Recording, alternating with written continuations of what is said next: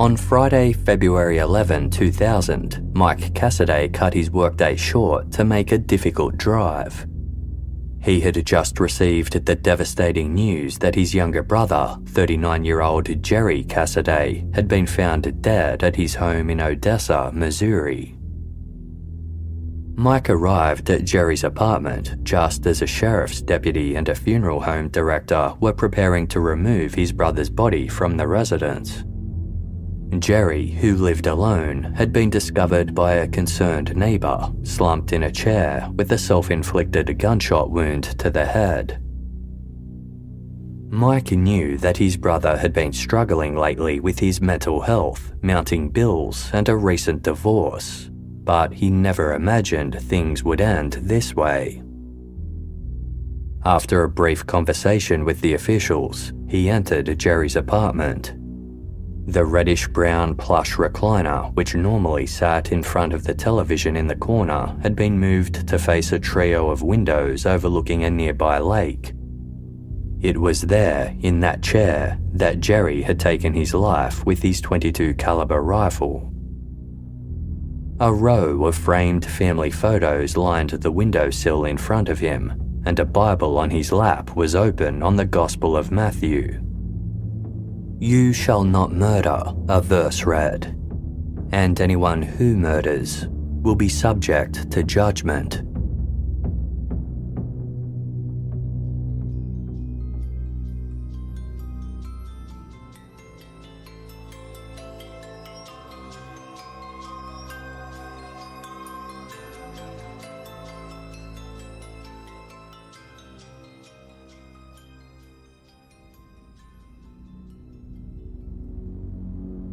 "48-year-old Bruce Miller was not known for his punctuality, so when he failed to arrive home on time on the evening of Monday, November 8, 1999, it was easy to assume he was just running late as usual. But his wife, Cherie, felt differently. She had ordered takeout for the family, and Bruce was supposed to pick it up on his way home from work at B&D Auto Salvage, a scrapyard in his hometown of Flint, Michigan, that he owned and operated. Cherie had last spoken to Bruce shortly after 6 p.m. as he was preparing to close up shop. She had called to let him know their food was ready to be picked up, and as they chatted casually, Bruce mentioned a truck had just pulled up right outside his office. Assuming it was a late customer, he told Cherie he'd try to hurry them along. The last thing she'd heard was the sound of Bruce's office door opening as someone stepped inside. When time continued to pass without any word from Bruce to explain his delay, Cherie phoned his office, but there was no answer. When there was still no word from him by 8 p.m, Cherie phoned again. Still nothing. She reached out to several of Bruce's relatives, but given his notorious habit of running late, they weren't overly concerned. Bruce's brother, Chuck, had spoken with him at around 5 p.m. and said everything seemed perfectly normal. It also wasn't unusual for customers to show up at the scrapyard right before closing time with last-minute business. Unable to shake her concern, Cherie took Chuck's advice and drove to B&D Auto to check on her husband, bringing one of her sons along for the ride. On the way, she stopped at the restaurant where they had ordered dinner. Staff there confirmed that Bruce hadn't come to pick it up. Cherie then followed the route Bruce typically took home in case his truck had broken down along the way, but there was no sign of him. When she finally reached the scrapyard, the front gate was closed, indicating Bruce had left for the day. Cherie retraced the drive from the yard back to the restaurant, then home, but still didn't encounter Bruce or his car. Panicking, she contacted the local and state police, who confirmed there had been no reported accidents involving her husband. She called hospitals, friends, and even Bruce's mother, but no one had seen or heard from him. At last, Bruce's brother, Chuck, agreed to head to B&D Auto himself, thinking perhaps Bruce had been injured on the job and was unable to reach a phone.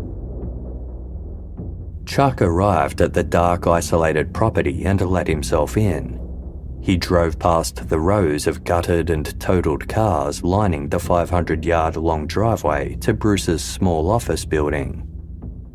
His concern mounted at the sight of Bruce's truck parked out front. The office was eerily quiet as Chuck pushed through the unlocked door.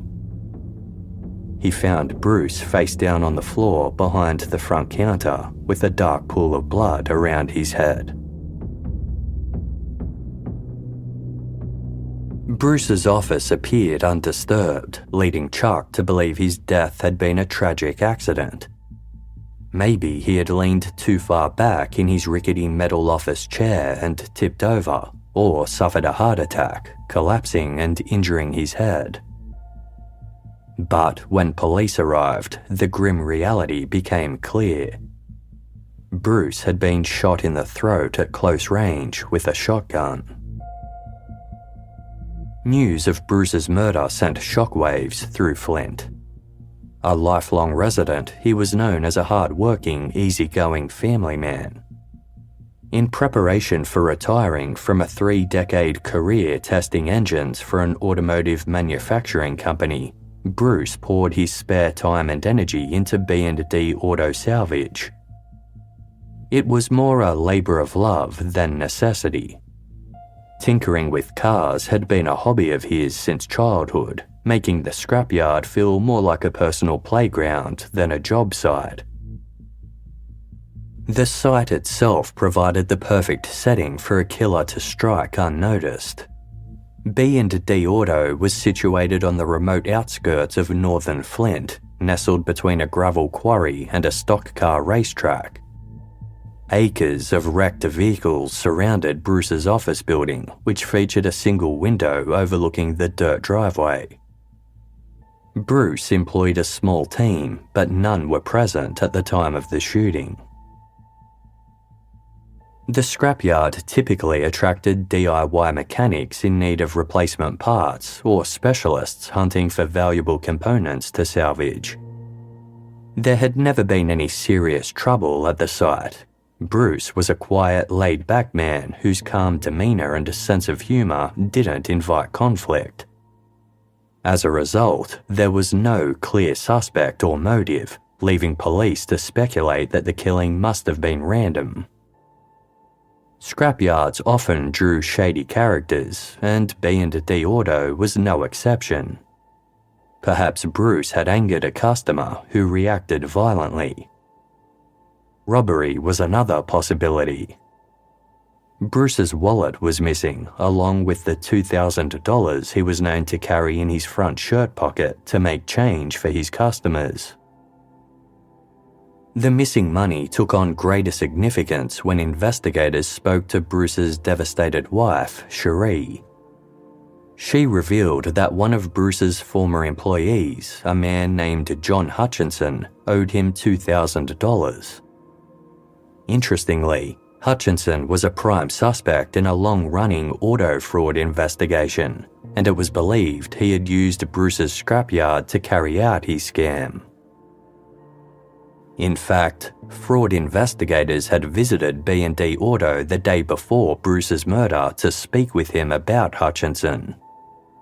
The conversation never happened as Bruce wasn't at work when they stopped by. John Hutchinson's brother, Harold, also worked at the yard. Harold told the detectives that weeks earlier, his brother had confided in him that he was planning to kill Bruce in connection with the fraud case. The morning after the shooting, Harold claimed his brother told him he had, quote, disposed of his problems at B&D Auto.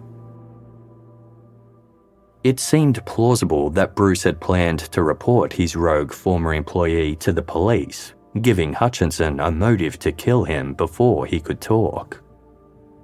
While Harold Hutchinson's claims supported this theory, investigators had to proceed with caution. Harold had a mild intellectual disability, and they suspected he was easily influenced, potentially saying what he thought they wanted to hear. He therefore wouldn't be considered a reliable witness in court. Seeking more concrete evidence, detectives went to speak with John Hutchinson directly. Hutchinson appeared surprised when police arrived at his home to question him and conduct a search. They seized several firearms, including 3 shotguns, although Hutchinson claimed he hadn't fired any of them in over 2 years. When told that he was the primary suspect in Bruce Miller's murder, Hutchinson insisted he had nothing to hide. He admitted to stealing car parts from B&D Auto during his employment and burglarizing the scrapyard multiple times since his termination. He also confessed to committing fraudulent acts while working there, including altering vehicles' identification numbers and rolling back odometers to mislead buyers. There was no indication that Bruce was involved in or had any knowledge of the scam. While Hutchinson had discussed his legal issues with his brother Harold, he denied ever plotting to kill Bruce.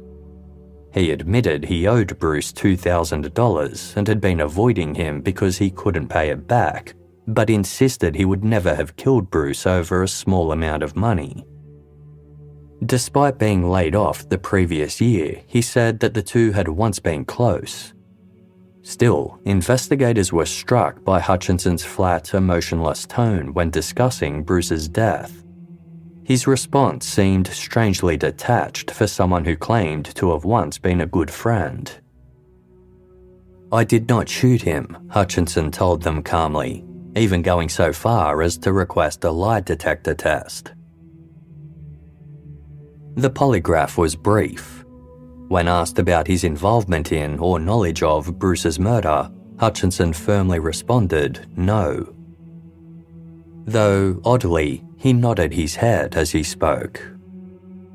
Afterwards, Hutchinson was stunned to learn that he had failed the test. He attributed the result to unrelated stress and anxieties, which he claimed had affected his composure. Hutchinson continued to assert his innocence and even offered to retake the test. Hutchinson took a second test with a lawyer present. Once again, he nodded his head despite answering no to key questions. He also exhibited other peculiar behaviours, such as frequent burping, as if trying to influence the result. Just like before, the machine indicated deception. Hutchinson diverted attention away from himself by revealing he might have told someone that Bruce carried large sums of cash in his shirt pocket, though he refused to name anyone specifically. This led investigators back to the robbery theory, though they remained skeptical of John Hutchinson. Despite being under a cloud of suspicion, John Hutchinson joined the solemn crowd of mourners offering their condolences to Bruce's grieving family at his memorial service. With tears in his eyes, he shook Chuck Miller's hand and said, "I can't believe they're saying I killed your brother." Chuck replied evenly, "I hope to hell you didn't have anything to do with my brother's death." After viewing Bruce's body in the open casket, Hutchinson approached Cherie Miller, draped his arm around her shoulder, and quietly offered an apology. Cherie said nothing in response. But when Hutchinson walked away to mingle with others, she erupted. She ordered that he be escorted out, shouting, "He's the one who killed my husband." Hutchinson, visibly shaken by the outburst, left without protest. The investigation into John Hutchinson hit a roadblock when forensic testing confirmed that none of his 3 shotguns matched the murder weapon. And while the scrapyard office was cluttered and grimy, it yielded no physical evidence linking anyone else to the crime. Maybe the killer was not some bungling, opportunistic thief as investigators initially believed, but someone with a deeper understanding of forensic procedures, careful and calculated enough to leave no trace. With few leads emerging, investigators turned their attention to those closest to Bruce, but no one appeared to benefit meaningfully from his death. Although Bruce had died without a will, the bulk of his modest estate was set to go to his mother and 2 adult children from a previous marriage. His children were also due to receive $78,000 from an insurance payout, while Cherie Miller inherited the scrapyard. She sold it for minimal profit, leaving her with $16,000 in savings and a meagre amount from Bruce's stocks and pension funds. None of it seemed a compelling enough reward to justify murder. Alibis among the group were verified, including that of Bruce's brother Chuck, further narrowing the pool of potential suspects. As 1999 came to a close, police expanded their search, interviewing transients known to frequent the area around the scrapyard and issuing public appeals for information. But as months passed without a breakthrough, they feared the case was growing cold. 3 months after Bruce Miller's murder, nearly 800 miles away in Odessa, Missouri, 39-year-old Jerry Cassaday died by suicide. A former detective lieutenant, Jerry was once known as the chameleon for his ability to blend in with criminals and elicit confessions through casual conversation. He was so skilled at spotting and unravelling lies that he held the highest case clearance and confession rate in his metropolitan area. Jerry loved his job and was highly respected by colleagues who described him as one of the good ones for his unwavering commitment to honesty. When Jerry started noticing other officers cutting corners, bending rules, and crossing legal boundaries in the line of duty, he grew disillusioned. His breaking point came when he discovered that falsified police records had been used to convict a murder suspect. He blew the whistle, leading to the dismissal of the officer responsible. In turn, Jerry paid a steep personal price. He was unofficially demoted and endured relentless harassment both on and off the job. Broken by the whole experience, he resigned from the force in 1994. He later found work as a casino security guard, eventually moving up to a position as table games dealer. While he was valued and well-liked by players and co-workers, he was no longer the man he once was. The optimism that had defined him was replaced by bitterness, paranoia, and a deep depression. He mixed his prescription medications with alcohol until his emotional instability broke down his marriage. On Tuesday, February 9, 2000, Jerry sat by his apartment window, gazing out at a lake as country music played in the background. Lined up on the windowsill were carefully arranged photographs. Among them were pictures of his 3 sons, aged 14 to 20, and his ex-wife. Her image also appeared on the home screen of his nearby computer. Their wedding rings lay next to the photos, and a copy of their divorce decree sat on a lamp table beside him. Jerry opened a Bible on his lap to the Gospel of Matthew, took his .22 caliber rifle, and ended his life. Jerry's body was discovered 2 days later on Friday, February 11. A preliminary search of his apartment by first responders turned up no suicide note or clear explanation for his actions. However, they did find several bottles of prescribed antidepressants and a report from a mental health centre detailing a recent stay. Given his ongoing struggles, the evidence at the scene, and reports that Jerry had recently spoken about suicide, the case was deemed unsuspicious and closed on the same morning that his body was found. Jerry's loved ones spent the rest of the day at his apartment processing their grief and sorting through his belongings. While going through Jerry's bedroom, his older brother Mike crouched to check under the bed when something caught his eye: a brown leather briefcase. The discovery was not entirely unexpected. 3 months earlier, in November 1999, Jerry had called Mike to say he was going to the family's lake cabin for a couple of days to clear his head. Before leaving, he made an odd remark.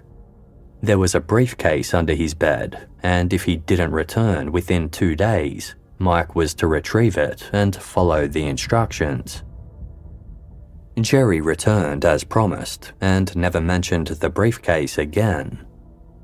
The strange incident faded from Mike's memory until he stumbled upon the briefcase after Jerry's death. Several sealed envelopes were taped to the front, each marked in Jerry's unmistakable handwriting. One was addressed to his parents, another to his youngest son, and a third to his ex-wife. Strangely, the final envelope featured the contact details of an attorney based in Kansas City. Scrawled across this envelope was the chilling instruction to Mike he had previously forewarned. It read, "Mike, do not open alone." Mike took the briefcase, stashed it in the trunk of his car, then placed a call to the attorney listed on the envelope. John O'Connor was a high-profile criminal defense lawyer who had crossed paths with the Jerry Cassaday during his years in law enforcement, usually when representing clients Jerry was trying to convict. Despite being on opposite sides of the courtroom, the two men shared mutual respect and had gotten along well. John was at home on Friday, February 11, when Mike Cassaday called. He was stunned to learn that Jerry had taken his own life, and even more so that his contact details had been found on a briefcase hidden under his bed. John arranged to meet with the Cassadays to examine the contents of the case together.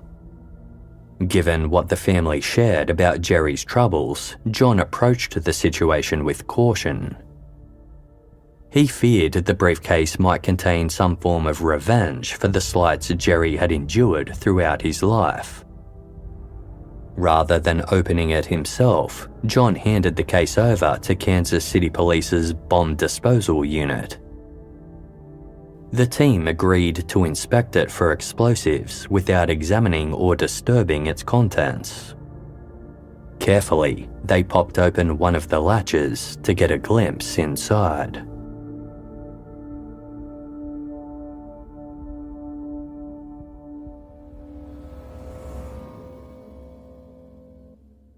Casefile will be back shortly. Thank you for supporting us by listening to this episode's sponsors. Thank you for listening to this episode's ads. By supporting our sponsors, you support Casefile to continue to deliver quality content.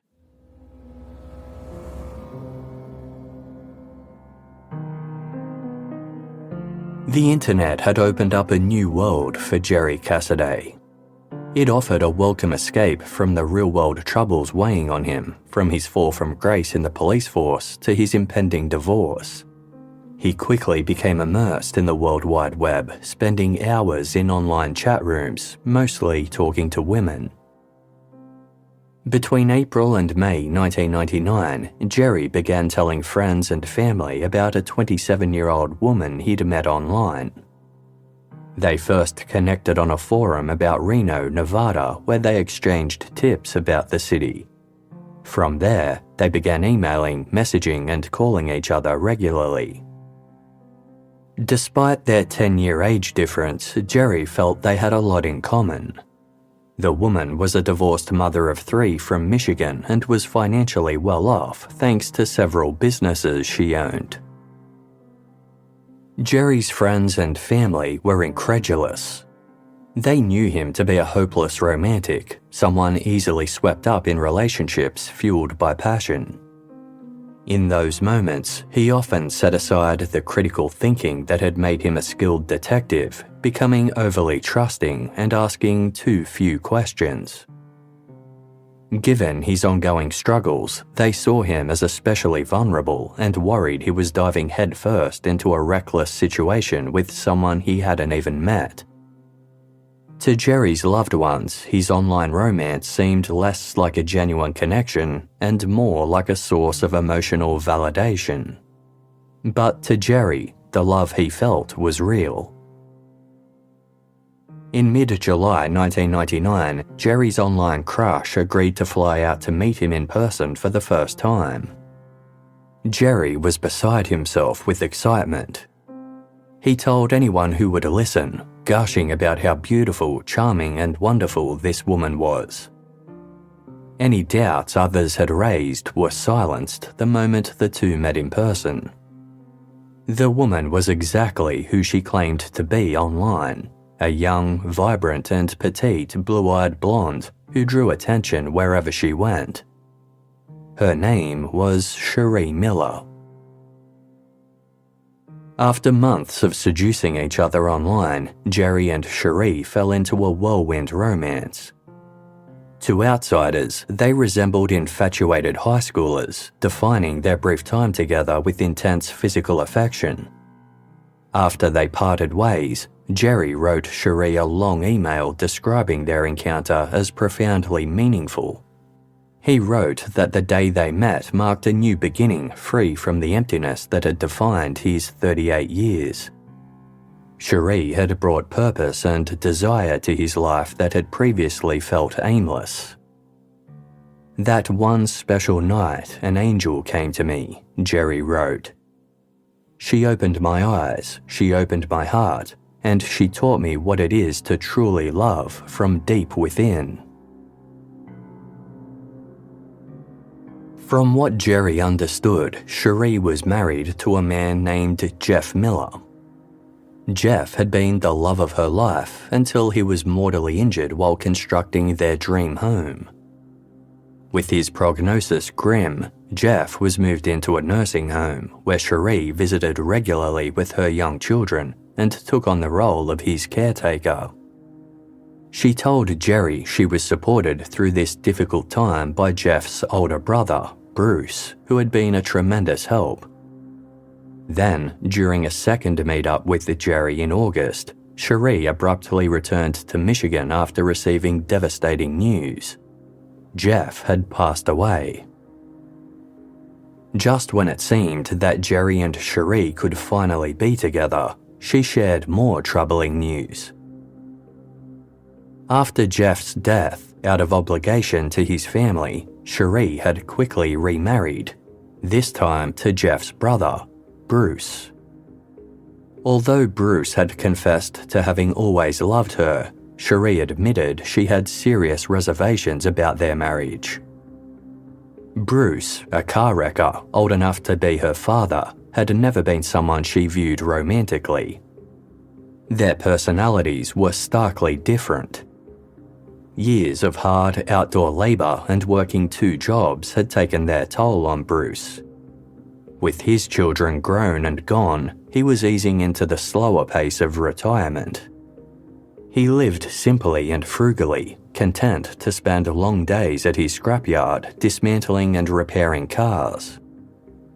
Cherie, on the other hand, was impulsive, pleasure-seeking, and loved to go out. She spent freely and had a constant craving for excitement, attention, and intimacy. Bruce struggled to keep up. While Jerry Cassaday was drawn to Cherie's vivaciousness, he wasn't happy about her marriage to Bruce Miller. His apprehension grew when she revealed that Bruce was involved in counterfeiting, money laundering, and illicit drugs. She also confided that Bruce was exploiting her wealth, though she was reluctant to confront him in fear of his criminal connections. According to Cherie, she didn't marry Bruce for love, but because she didn't want to lose the close friendship they had built. She maintained that her feelings for Jerry remained unchanged. Jerry reciprocated her devotion, writing in an email to her, "You are, as usual, on my mind and in my heart. I love you and truly hope all works out." According to Cherie, Bruce was aware of her affair with the Jerry Cassaday. He didn't seem overly concerned, chalking it up to lingering emotional baggage she carried after Jeff's death. In her emails to Jerry, Cherie brought up the idea of divorce, admitting her marriage had been rushed and ill-considered. Yet, Bruce wasn't willing to let her go easily. He convinced her to take a long vacation with him in an effort to repair their relationship. Jerry was disheartened by Cherie's willingness to capitulate to Bruce. She insisted it was the safest option, warning that Bruce had threatened to make any separation long, messy, and painful if she didn't try to fix things first. Nevertheless, the situation weighed heavily on Jerry, with the tangled love triangle adding turmoil to his already unstable life. Cherie tried to reassure him, endlessly talking about their future together and describing their bond as boundless. Jerry agreed wholeheartedly, but Cherie's reluctance to fully commit eventually pushed him away. In time, he began ignoring her messages. Sensing his retreat, Cherie stopped discussing the mounting conflict between herself, Jerry, and Bruce, and instead flooded him with racy, sexually charged messages and photos to reignite his lust. She even mailed Jerry an explicit home video of herself to further entice him. But it was an entirely different video that struck a chord in Jerry. Cherie had filmed herself and her children going about their daily lives, singing karaoke, playing on the lawn, and laughing together. She narrated softly in the background, crafting an idealized image of a wholesome, joyful, and drama-free family life that could be Jerry's if only he proved himself worthy.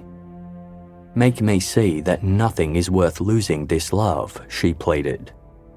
"Make me see that I need to run as fast as I can to be there with you in a perfect love."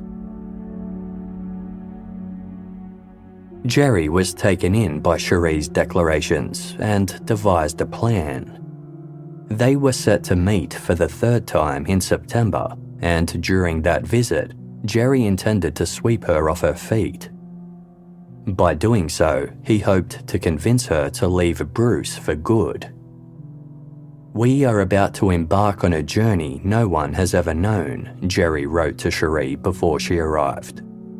"We have both chosen to leave the life we know behind and venture into this endeavour together."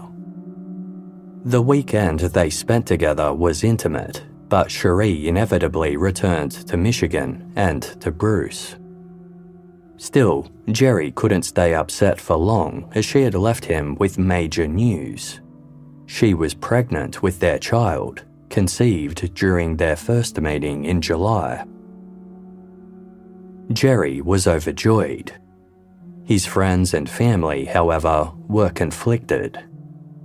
Some saw the situation as far-fetched and remained skeptical of Cherie, believing Jerry still didn't know her well enough to trust her. Even Jerry found himself questioning some of Cherie's claims at times.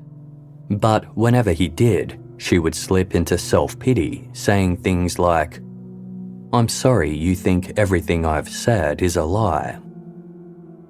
Overcome with guilt, Jerry would abandon his suspicions and do whatever it took to make things right again. Cherie also had a tendency to send mixed messages. During visits with Jerry, she confided in his friends that she wanted to break ties with him, complaining that he called and emailed her too much. But whenever Jerry was present, she appeared to be madly in love. Others worried that Jerry's unresolved personal and financial issues and the fact that he still wasn't legally divorced meant he was in no position to bring a child into the world. Jerry dismissed these concerns. To him, the pregnancy was proof that he had finally won Cherie once and for all. It was only a matter of time before they could begin the life they dreamed of. Still, Cherie refused to leave Bruce, because there was something else going on in Michigan she'd been keeping secret. In late September, Cherie opened up to Jerry about the reality of her marriage. She revealed that Bruce controlled her finances, leaving her with a meagre amount of cash to live on. He had also been physically abusive.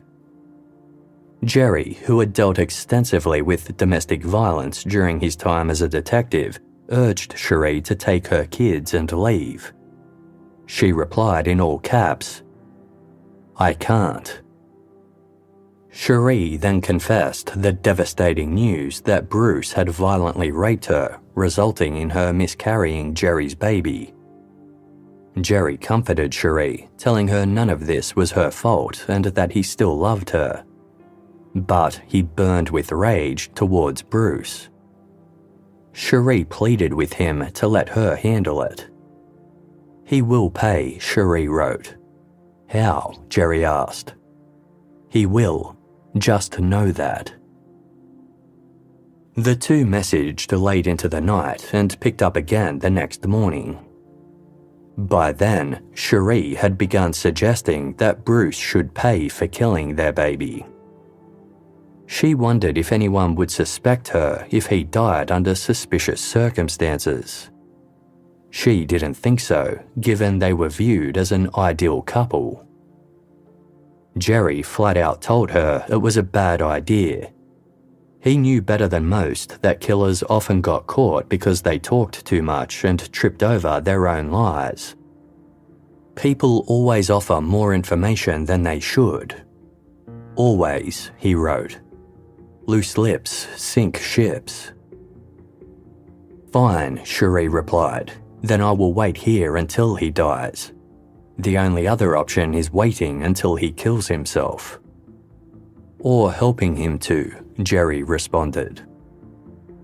Cherie brainstormed ideas like giving Bruce more cigarettes, feeding him grease, or finding ways to speed up cancer. Jerry entertained the discussion, but ultimately returned to his original advice. Cherie should just leave. Murder was too extreme, and partners were always prime suspects. She would never get away with it. Okay, she wrote. You scared me out of it. Jerry steered the conversation toward planning their future together, but Cherie reminded him that Bruce was still an obstacle standing in the way. If he was not living, it would be easier, she said. Unconvinced, Jerry advised Cherie on ways she could leave Bruce without causing his death. He told her to keep a diary documenting Bruce's abuse for future police investigations. But Cherie feared Bruce's reaction if he ever found it. Jerry even planned to cut back on his own expenses and pool his modest resources to get her the funds to flee. He believed that if Cherie would just abandon Bruce, the, quote, worthless piece of shit would self-destruct and die on his own volition. Cherie ultimately didn't follow through with Jerry's advice. To his dismay, she sought to patch things up with Bruce instead, while insisting she would leave him eventually. When Jerry expressed his disappointment, Cherie sank back into self-pity and urged him to walk away, making him feel guilty. But he couldn't bring himself to quit. That asshole killed our baby, he fired back. Jerry insisted that no matter what promises Bruce made, he would eventually hurt Cherie again, and maybe even her children. When they met in person the next time, Jerry continued to paint a picture of the carefree life they could share if Cherie just ended things with Bruce for good. Cherie promised to be with Jerry, but once again, she returned to Michigan. In late October 1999, Cherie emailed Jerry several photos of herself holding a positive pregnancy test, announcing joyfully she was pregnant with his child again. I love you, Jerry replied to the news. We will be together. We will live a wonderful, happy life together. But behind the scenes, things were unravelling. Jerry began receiving taunting messages online from a user named BD Junk, who he quickly realised was Bruce Miller. At first, Jerry ignored Bruce's attempts to provoke him, even after Bruce learned about Cherie's latest pregnancy. But the messages kept coming, growing increasingly personal. Bruce targeted Jerry's insecurities and stoked his jealousy. He claimed Cherie was suffering consequences for her infidelity and asked whether Jerry felt good knowing she was hurting because of their love. According to Bruce, tensions at home were escalating. He boasted of his violence toward Cherie and claimed that during one argument she came at him with a knife. Bruce issued Jerry an ultimatum: back off, or he would press charges against Cherie for the assault. "She loves me. She is still here with me in our happy home," Bruce wrote. "I guess you're not smart enough to see. She will never leave me." Meanwhile, Cherie continued to bombard Jerry with reminders of the fear she lived in, including a photo of Bruce sitting in a chair, staring at the camera. She urged Jerry to notice the look in Bruce's menacing eyes, the ones that terrified her. The intense saga was taking its toll on Jerry's mental health. "I just don't know what else to say anymore," Jerry replied, disheartened. "This all hurts so much." Overwhelmed and desperate, he confided his thoughts of suicide. Cherie responded coldly, "I would never stay with such a weak man who would end his life over a woman." Jerry clung to hope, assuring her his love would never fade and expressing his dream that she would one day become Jerry Cassaday. But Cherie seemed defeated. After repeatedly refusing Jerry's pleas to leave Bruce, she started to blame herself, saying she deserved the abuse. Once again, she encouraged Jerry to walk away from their relationship. His response, in bold capital letters, read, "I would never have gotten this far without you, without the promises you made and the hope you gave me. Was it all lies?" Cherie insisted her love for Jerry was real, but said that Bruce's torment was breaking her. She barely ate or slept and worried she was nearing a breakdown. Leaving Bruce didn't feel like a solution. She believed he would never stop hunting her and feared retaliation from his criminal ties. Cherie returned to the idea that Bruce had to die. Again, Jerry insisted that death wasn't the answer. He tried to stay optimistic, reminding her of their future and the baby. But Cherie remained bleak. "How many have to die in my soul before he dies in my sight? I want to live again, and living is what I will do when he dies." One day, Cherie sent Jerry a short story she had written that mirrored her troubled marriage. The story ended with the tormented woman finally seeing a way out, but she lacked the, quote, tool to carry it through. Cherie asked Jerry to read between the lines. On another occasion, she encouraged him to watch the film Eye for an Eye, a psychological thriller about a grieving mother who took justice into her own hands. Cherie also started referring to Jerry as her guardian angel, telling him, "It is driving me insane, trying to find something or someone to help me end this. I am to the point of going to Detroit, picking up a bum on the streets, and paying him a small fortune to do what I want." She later claimed she was talking to people who could resolve her problems and even admitted to obtaining a pistol. Sensing Jerry's disapproval, she later reassured him that she had cleaned the gun thoroughly and thrown it in a dumpster. On Friday, October 29, Cherie messaged Jerry with an uncharacteristically jubilant update. She had just returned from a prenatal checkup and found out she was carrying twins. She described hearing their heartbeats as being like hearing a sunrise. Jerry was elated.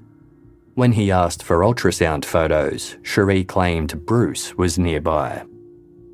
Later that evening, she emailed him 4 blurry ultrasound images, followed later by photos of herself cradling her growing belly. Jerry eagerly saved all the images to his computer.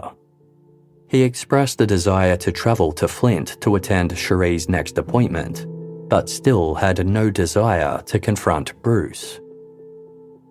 By this point, Jerry was trying to turn his life around. He was attending therapy, reconnecting with his faith, and working to overcome his addictions. His progress left Cherie feeling ashamed of her own inability to change. Falling back into her pattern of self-pity, she wrote to him, "I am not shit in this world." Their conversations online and over the phone often ended in arguments. Cherie was frustrated that Jerry didn't grasp how desperate her situation truly was.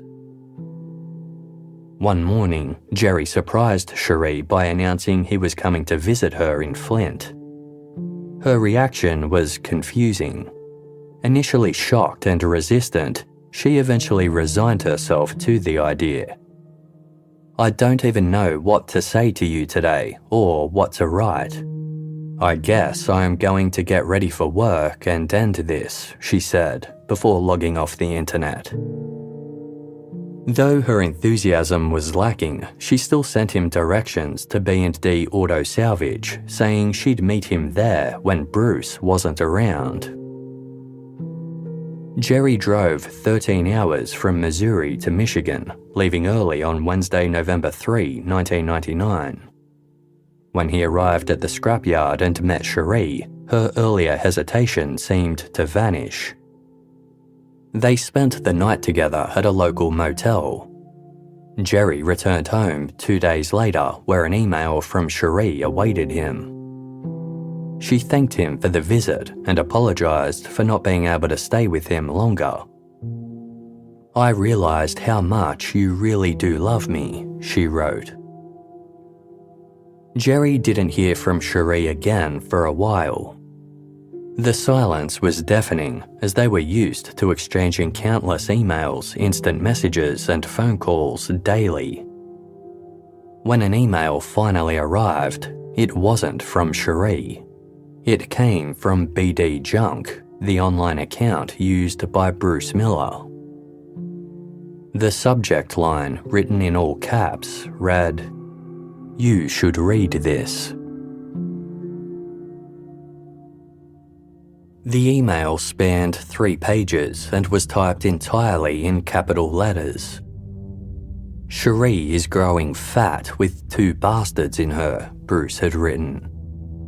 He claimed Cherie had decided to have an abortion because she didn't want to gain weight, adding that she'd rather screw everything in sight than carry Jerry's children.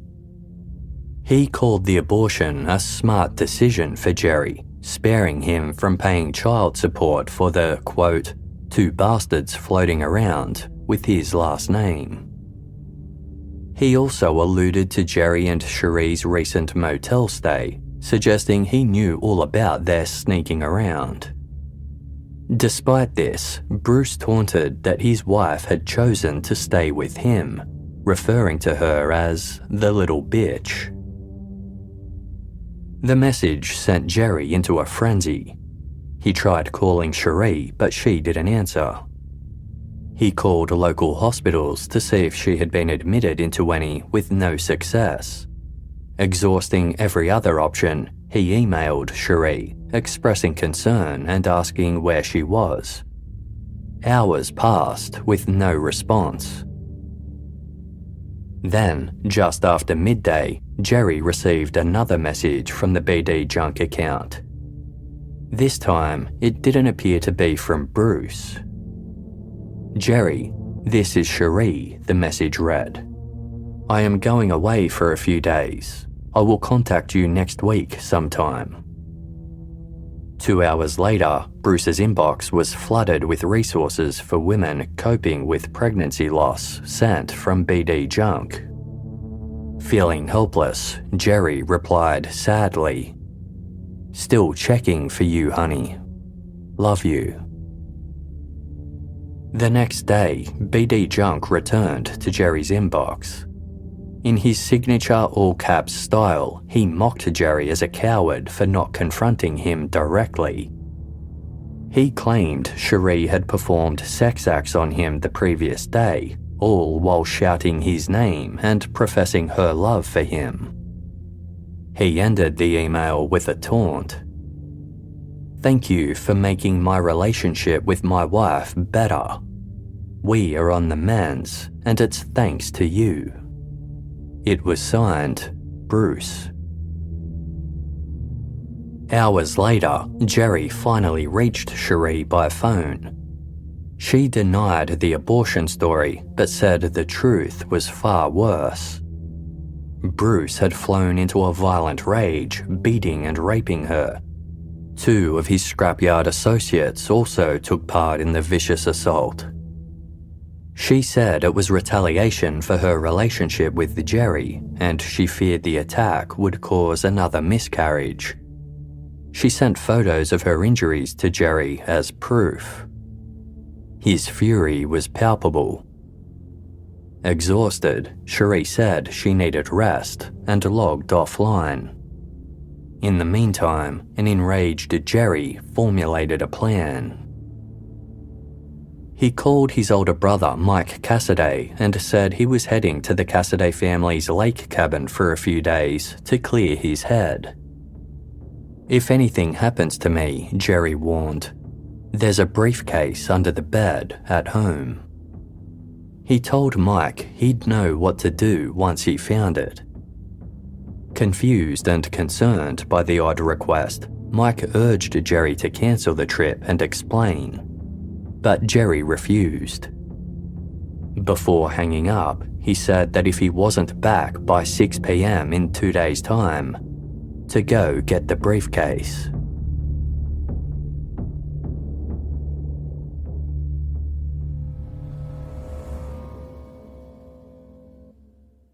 Case File will be back shortly. Thank you for supporting us by listening to this episode's sponsors. Thank you for listening to this episode's ads. By supporting our sponsors, you support Casefile to continue to deliver quality content.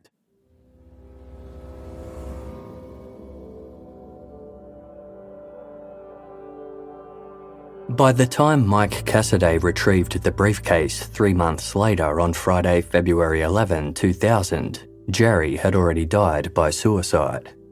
After the Kansas City Police Bomb Disposal Unit cleared the case of containing any hazardous materials, they handed it back to Mike and criminal defense attorney John O'Connor, whose contact information Jerry had written on an envelope taped to the front. Inside was a letter to John that read, "Should you receive this letter, then one of 2 things has occurred. 1. I am dead and need you to see things for me. Secondly, I would be in jail for something which I would need your assistance." The letter explained how Jerry had fallen in love with a woman named Cherie Miller from Michigan who was married to a man named Bruce, an organized crime figure and domestic abuser. The contents of the briefcase filled in the rest. It held compact discs, photographs, a floppy disk, and a trove of printed emails and online chat transcripts. Though often disjointed and hard to follow, the materials revealed a deeply troubled and dangerous love triangle between Jerry, Cherie, and Bruce. The records detailed disturbing claims of domestic violence, pregnancies, miscarriage, and even gang rape. Supporting these claims were many photos, including ultrasound images, pictures of Cherie cradling her protruding belly, and others showing her body covered in bruises. Jerry had meticulously preserved it all, leaving the briefcase to be discovered if he didn't return from a planned trip to his family's cabin the previous November. But he did return, and life seemingly resumed as normal. Then, 3 months later, he inexplicably took his own life. Inside the briefcase, however, was his explanation. It turned out Jerry hadn't gone to the lake cabin after all. The printouts of the online chat transcripts and emails revealed a disturbing turn. After Cherie claimed that Bruce had arranged for her to be gang raped, Jerry had a change of heart about confronting him. Though Cherie never explicitly used the word murder, she outlined a meticulous step-by-step plan for Jerry to come face-to-face with Bruce at B&D Auto Salvage the following evening. "Just do it and get the hell out of there," she ordered. Meanwhile, she would stay at home playing the distressed wife and securing an alibi. Cherie promised that once it was over, she would finally leave Michigan to be with Jerry and raise their babies together. Her messages were laced with passionate declarations of love, which Jerry readily returned. Their exchange ended around 1:40 a.m. on Monday, November 8, 1999. "Bye, Jerry," Cherie wrote. "Promise to always love me." Within the briefcase, Jerry provided a detailed confession of what transpired next. He followed Cherie's plan to the letter. By 2 a.m., he was on the road to Michigan, arriving in Flint that afternoon. He waited until 6 p.m., the time Cherie said she would be arranging her takeout dinner alibi. Jerry then drove down the long dirt road to B&D Auto's office and entered holding his 20-gauge shotgun. Bruce sat stunned behind the front counter. Jerry paused, savouring the moment of having the dreaded Bruce Miller at his mercy. He announced, "Hi, I'm Jerry," then pulled the trigger. As instructed by Cherie, Jerry took Bruce's wallet and the wad of cash from his front shirt pocket to stage the crime as a robbery. He then raced back to Missouri, dismantling the murder weapon along the way and scattering its parts in remote, forgettable places where they would never be found. To Jerry's complete surprise, Cherie's attitude toward him shifted unexpectedly following Bruce's murder. She began avoiding his calls and offering only sparse, lukewarm replies to his emails.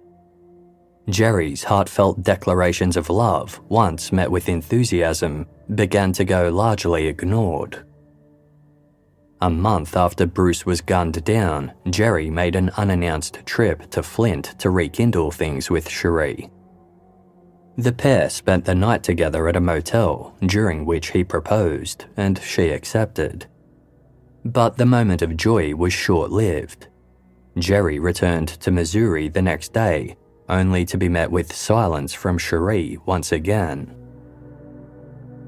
"I know I haven't written for some time now," she admitted in one of her rare emails. "I am just depressed today about several things."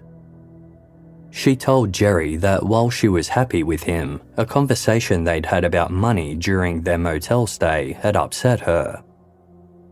Jerry was running low on funds and, believing Cherie to be wealthy, reasonably assumed she might help him. After all, he was the father of her 2 unborn children and had killed for her. But Cherie didn't take kindly to this request, and after that admission, she withdrew from him. Jerry's life unravelled further as a result of Cherie's cold shoulder. He sank back into a deep depression, returning to drugs and alcohol to cope. He confided in family members that he had done something he never thought himself capable of and couldn't see a way out. They assumed he was talking about his divorce and didn't grasp the true depth of his despair. Meanwhile, Jerry continued reaching out to Cherie. "Did you give up on me?" he messaged. When there was no response, he followed up days later with a simple plea. "Where are you?" Jerry scoured Cherie's online presence for answers. He soon found a recent photo she had posted of herself in her bedroom with a man he didn't recognize. In a subsequent email to Cherie titled, "This is very important, I wouldn't ignore this if I were you," Jerry confessed that her lack of communication was driving him to the brink of insanity. He lamented how she had eagerly accepted his marriage proposal only to abandon him immediately after. He shared that he had taken out a loan from his mother to buy a plane ticket to Flint and hoped she'd welcome him at the airport. But when Jerry arrived, Cherie was nowhere to be found. Jerry headed to her house, arriving at midnight. As usual, she was absorbed in her computer, where she spent most nights watching pornography and having erotic conversations in X-rated chat rooms. When Cherie opened the door, Jerry begged her to marry him that very night. She refused, and to Jerry's devastation, admitted she was seeing someone else. Unbeknownst to Jerry, in the immediate aftermath of Bruce's murder, Cherie had begun a relationship with another man. It was typical behaviour for Cherie, who had a reputation for dating much of Flint before and after marrying Bruce Miller. Throughout their relationship and marriage, Cherie had engaged in multiple affairs. Bruce had been warned about some of them, but true to his pacifist nature, he seemed to turn a blind eye. Still, those around him noticed his once mellow demeanour growing increasingly sour as the marriage wore on. Devastated by Cherie's betrayal, Jerry lashed out, calling her a whore. Realising their relationship was effectively over, he revealed he had hidden a briefcase containing evidence of their plan to murder Bruce Miller. Jerry then demanded money. Stunned by his blackmail attempt, Cherie composed herself and asked him to leave, saying she needed time to think. Shortly after, she sent Jerry an email using a warm and conciliatory tone, trying to discourage him from doing anything reckless. She apologised for cheating on him, took full responsibility for hurting him, and expressed her remorse. In case he didn't believe her sincerity, she offered him $3,000 to keep quiet. In his reply, Jerry reiterated his love for her, but ultimately accepted her offer. However, the money never came, and Cherie went silent again. In mid-January 2000, Jerry sent Cherie a bitter diatribe, venting how he had always prioritised her needs and desires, only to be left with nothing. The veil had finally lifted, and Jerry could see through Cherie's mind games. He wrote, "I have always believed everything you have told me and taken it at face value, regardless of how strange it may have seemed at the time or how it looks in retrospect.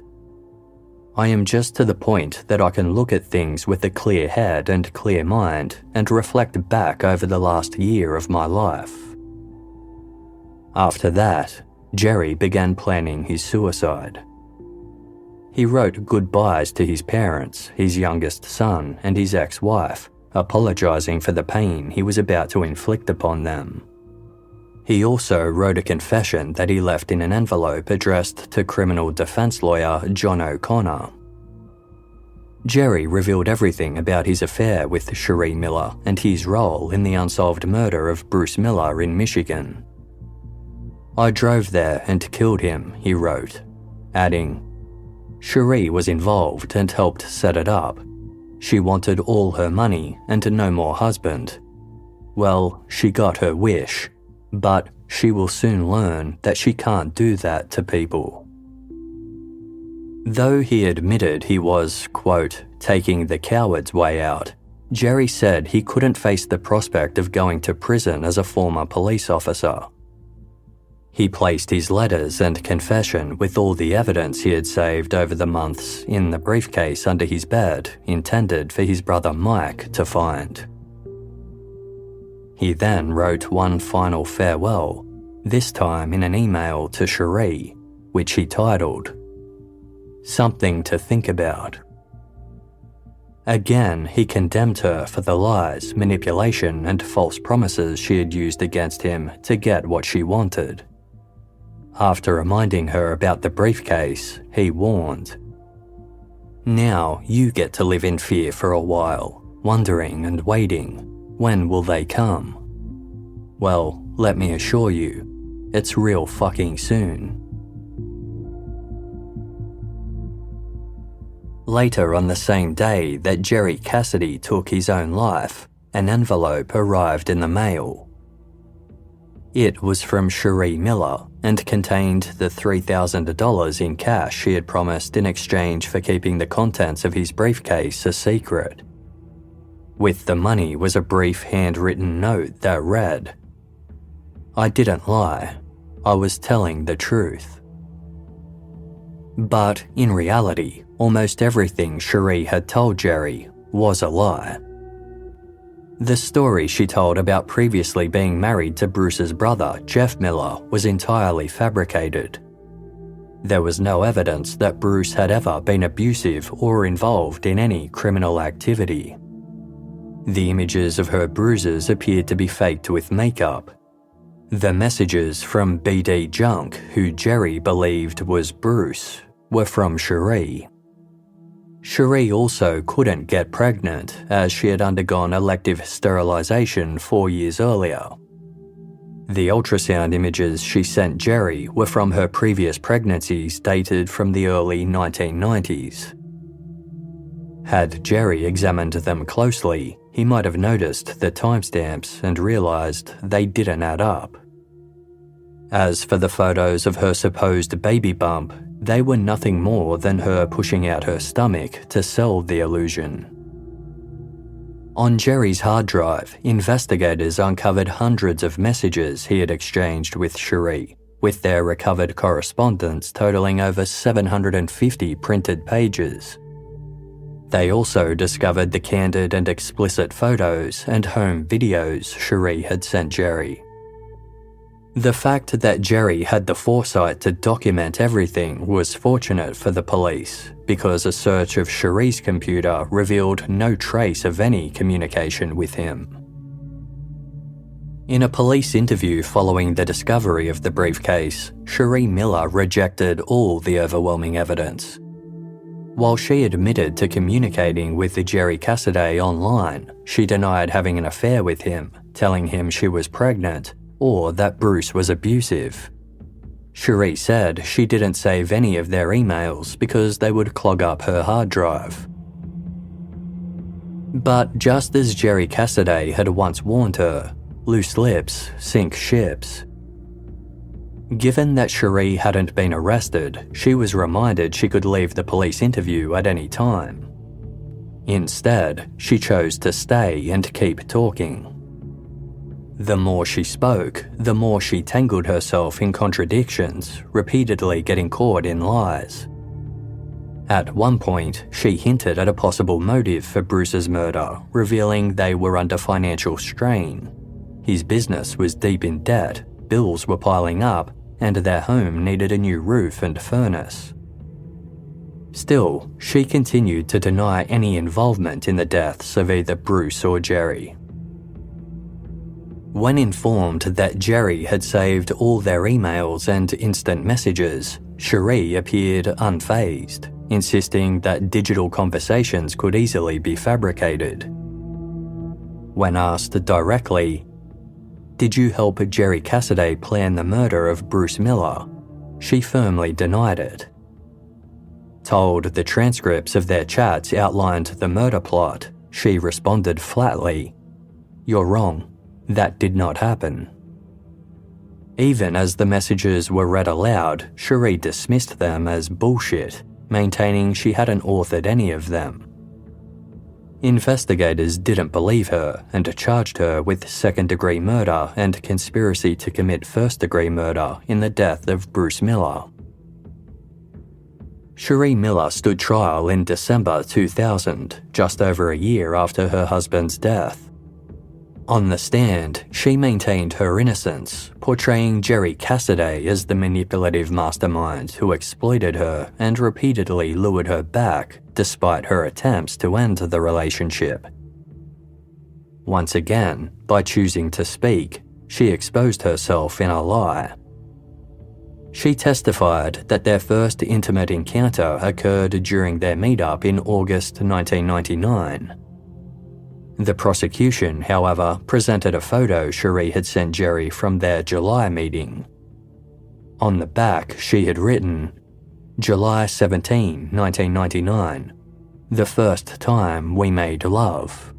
Cherie." It was a relatively minor falsehood, but it proved she was willing to deceive the jury, which undermined her credibility. They ultimately found Cherie Miller guilty. She received a life sentence with a 20-year minimum for her conspiracy charge and an additional 54 to 81 years for second-degree murder. She would be eligible for parole in 2055 at the age of 83. After years spent pursuing appeals, in 2007, Cherie Miller was granted a retrial after a federal judge ruled that Jerry Cassaday's written confession should never have been admitted as evidence, since he was deceased and could not be cross-examined. Efforts to keep her incarcerated in the meantime failed, and in July 2009, she was released on a $100,000 bond. Her time outside prison was not without controversy. Cherie was found to be active on social media, though this did not violate the terms of her release.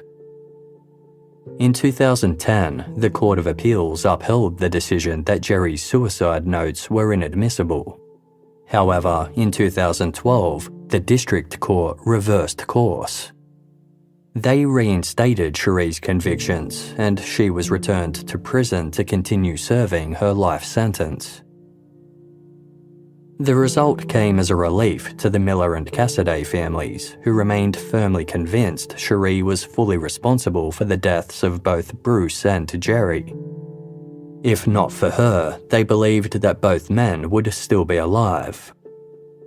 Bruce's brother, Chuck Miller, commented, "I believe she has the capacity to delude herself. She's told so many lies. She always believes what she's saying." Case investigators shared that view. One detective who interviewed Cherie 3 times following Bruce's murder initially believed she was innocent. "She's very, very good," he admitted. "I can see why people believe her, because I believed her lies." After reviewing the extensive correspondence between Cherie and Jerry, investigators concluded that Jerry wasn't a gullible fool for trusting her. Cherie was simply extraordinarily convincing. Cherie agreed to an exclusive prison interview with Mark Morris and Paul Janjeski for their book on the case, Fatal Error. She said she wanted to speak with them to give the public a fuller understanding of who she was. "I'm not a perfect person," she told them, "but I'm not a horrible person." In the interview, Cherie continued to deny any involvement in the deaths of Bruce Miller or Jerry Cassaday. She claimed she had no idea how Jerry had obtained the photos of her bruised body, the images that had pushed him to kill.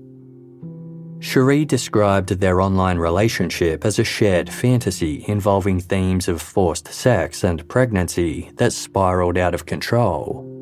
She said she should have ended contact then, but didn't.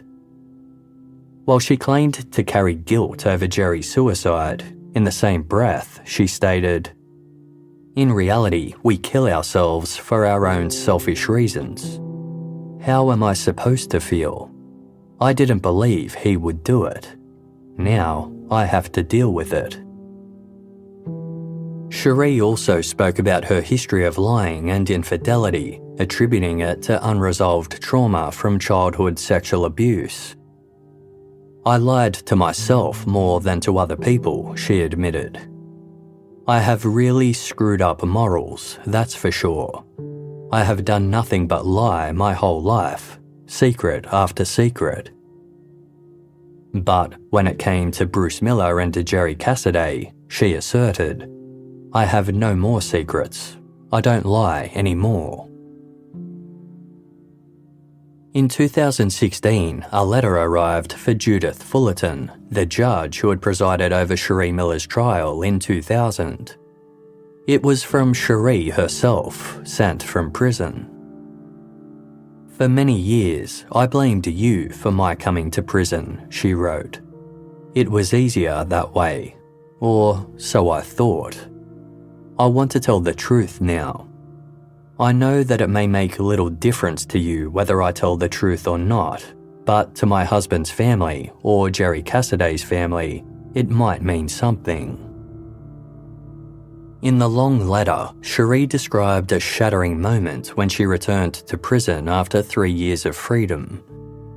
As she walked through the prison doors to resume her sentence, her daughter cried out hysterically, screaming for her not to leave. Cherie wrote, "After that moment, the full impact of what I had done to Bruce, his friends and family, Jerry and his friends and family, hit me at full force. They will never get to see them again. My daughter will be able to come see me. Bruce's children will never get to hug their dad again. I will still be able to feel my children's arms around me. Bruce's brother will never be able to sit down and have a conversation with him again, but my brothers can still come see me." Cherie confessed she had been maintaining a lie for the 16 years since Bruce's death. While she had tried to attribute her deceptive behaviour to childhood abuse, she acknowledged this was an attempt to shift the blame away from herself. She revealed that she had tried to confess the truth to 3 different attorneys during that time, but they refused to listen. "I cannot do it anymore," she wrote. "I have to tell the truth. If my attorney doesn't want to hear it, I am sure Bruce's and Jerry's family will." She revealed that everything she had said about Bruce was a lie. "He was a great man," she clarified. "He never hurt me or my children in any way. All he did was love us. He wanted to adopt my children. He just wanted a family. He never raised his voice to me. He gave me anything I ever wanted. I didn't have to work for anything. His love was free." She also dropped a bombshell, writing, "I have lived in denial for so long that I believed my own lie. I didn't do it." Judge Fullerton, "I did it. Almost exactly the way the prosecutor said I did. I had 16 and a half hours to stop it, and I didn't. I knew it was going to happen, and I allowed it. I allowed a man to kill another man based on my lies and manipulation." She went on to write, "No matter how hard I try, I cannot make sense of why I thought that was okay. I don't deserve freedom. When I think of those 16 hours of waiting until Bruce was in the right place and the right time to end his life, I cannot stand to live with myself sometimes. I don't want to fight in court anymore. I don't want Bruce's or Jerry's family to have to suffer anymore. They have waited 16 years to hear me say I am guilty, I did it, and it sounds so weightless, but I am sorry. I am so sorry. I hurt a lot of people. I destroyed a lot of lives. It is time to end the lies and tell the truth. Thank you for not letting me in any way get away with murder, Judge Fullerton. And I am so sorry for wasting so many hours, days, weeks, and months of your time in that courtroom. I knew I was wrong, and I thought I could get away with it. Today, now, I am glad I did not get away with it.